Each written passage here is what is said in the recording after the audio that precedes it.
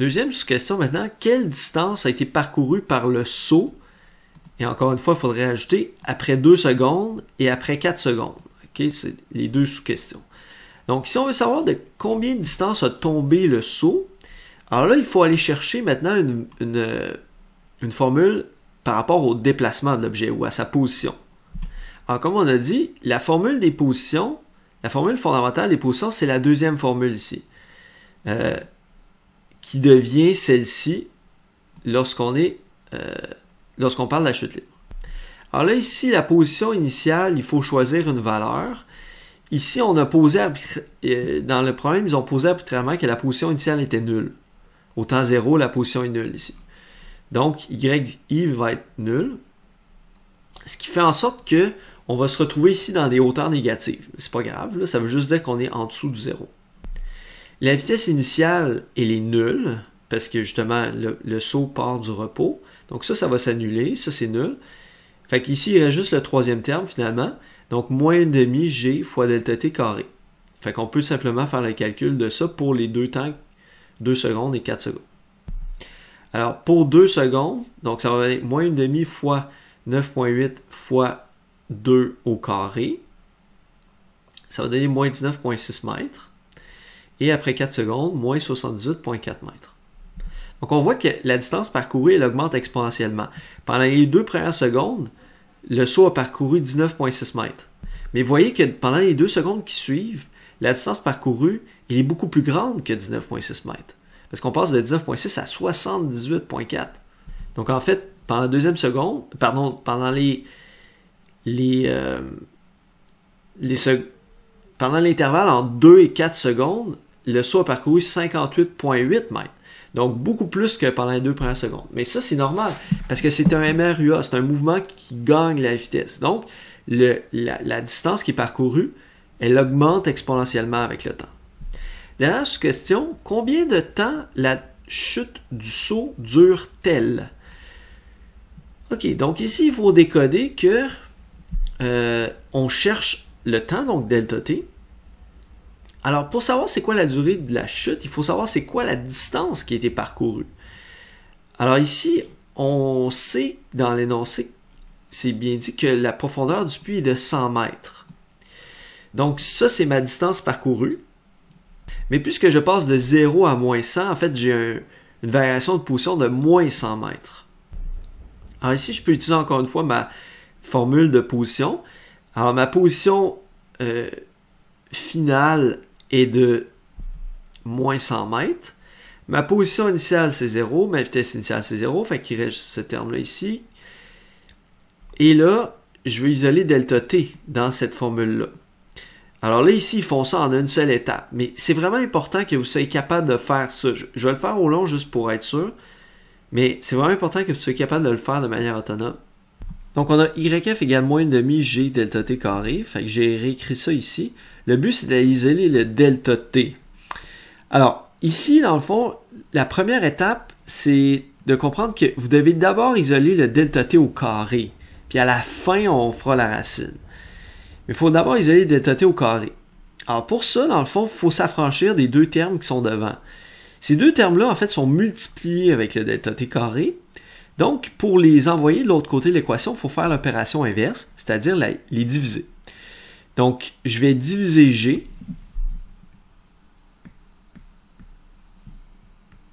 Et je vais diviser 1/2. Diviser par 1/2, ça revient aux mêmes choses que faire fois 2. Donc, une autre manière de dire, c'est que je vais faire fois...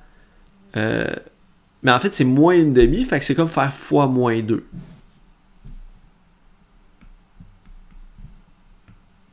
Comme ceci.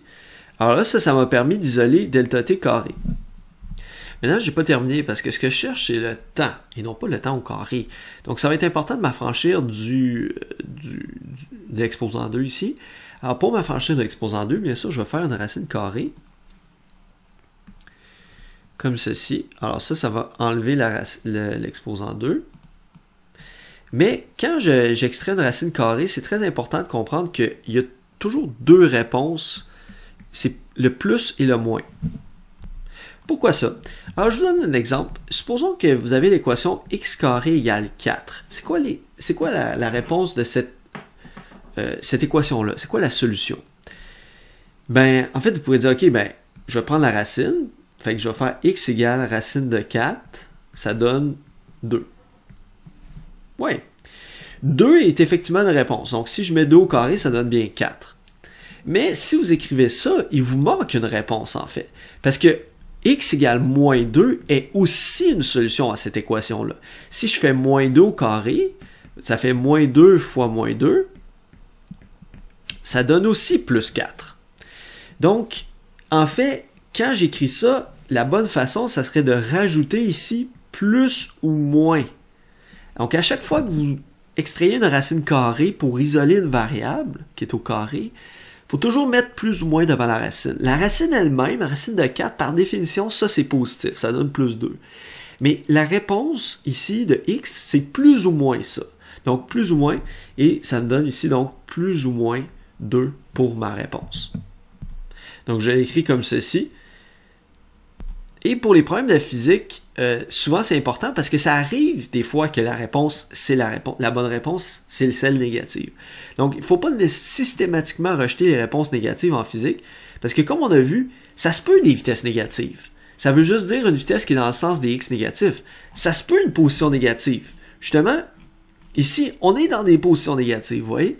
Donc les réponses négatives ne sont pas systématiquement à rejeter. Maintenant, dans ce cas-ci, c'est un temps. Donc là, oui, les temps négatifs, on va le rejeter parce que un temps négatif, ce que ça voudrait dire, c'est un temps qui précède le temps zéro. Ça serait comme de dire, le seau va arriver au fond du puits avant que la corde soit coupée. Ce qui n'a pas de sens. Donc, dans ce cas-ci, le temps négatif n'est pas une réponse valide. Donc, oui, dans ce cas-ci, on va l'éliminer. Donc, pour les temps, généralement, les temps négatifs, généralement, on va les éliminer. Mais pour les positions, les vitesses ou les accélérations, ça se peut qu'il y ait des réponses soient négatives. Faire attention à ça, il faut juger en fonction de la situation. Mais dans ce cas-ci, on va garder juste la réponse positive, fait que je vais effacer ici le moins, puis je vais mettre plus devant pour que ce soit clair que c'est vraiment la valeur positive que je veux ici.